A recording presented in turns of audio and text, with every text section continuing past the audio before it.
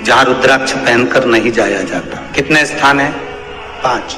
और रुद्राक्ष को 5 स्थान पर पहनकर नहीं जाते, पर रुद्राक्ष के लिए वर्णन किया गया है कि रुद्राक्ष कब कब उतार कर उसको वापिस अभिमंत्रित करना चाहिए।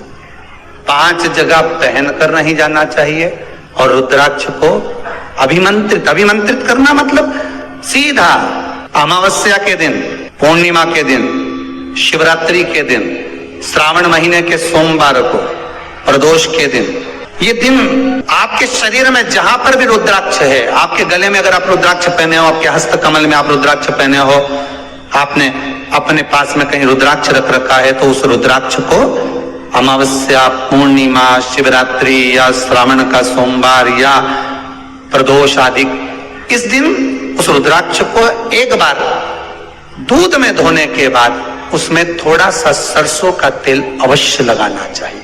क्या होगा उससे? उससे होगा क्या?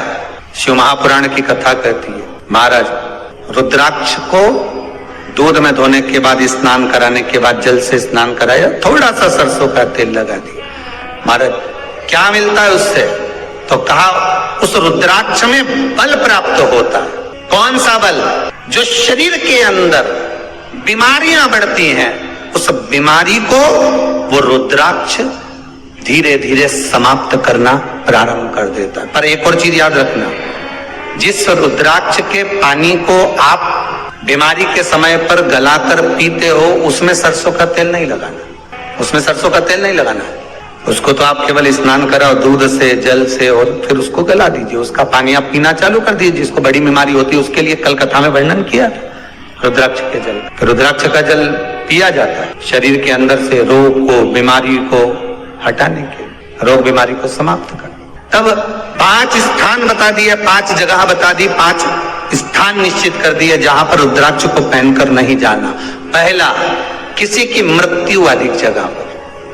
दूसरा, जहां पर बच्चे का जन्म हुआ, मृत्यु आदि जगह पर सूतक लगती है, जहां बच्चे का जन्म लगता है वहां सावड़ लगती है।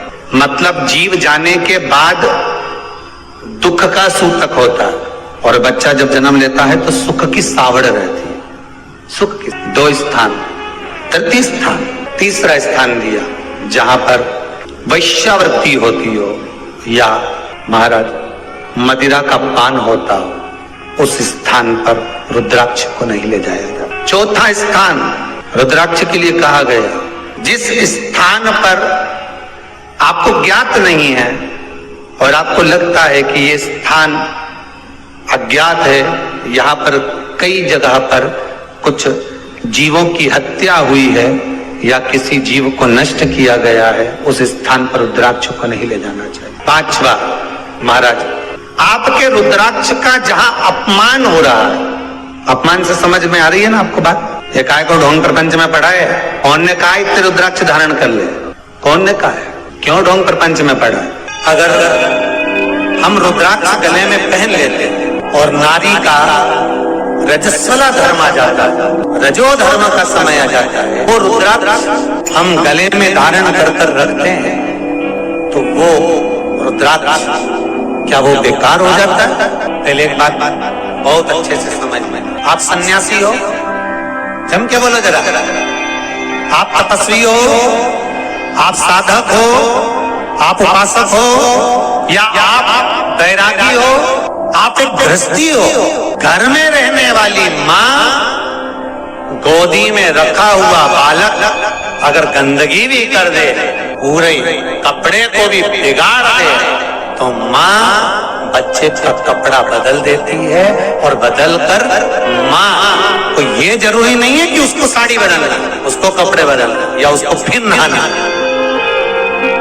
बच्चा जब गोदी में होता है तो माँ की गोद में कितनी बार भी गंदगी कर दे, फिर माँ अपने कपड़े बार बार नहीं बदलती, उसी कपड़े से काम करती रहती है, उसी कपड़े से सेवा करती रहती है, उसी कपड़े से भगवान का पूजन भी करेगी तो भगवान स्वीकार करेगा। क्योंकि मातृत्व के लिए, माँ के लिए, नारी के लिए छोड़ दिया गया है कि तुम और हाँ, आप अगर पूजन करने बैठ रही हो तो आपको ये 7 दिन पूजन नहीं करना। पर रुद्राक्ष अगर आप पहन रहे हो, रुद्राक्ष अगर आप धारण कर रहे हो और अपने जीवन की सार्थकता के लिए स्वीकार कर रहे हो, जैसे तुलसी की माला और रुद्राक्ष की माला गले में पड़ी रहती है, तो ये कंपनी का ट्रेडमार्क होता है कि तुम कौन सी ब्रांड के हो। ये कंपनी का ट्रेडमार्क है।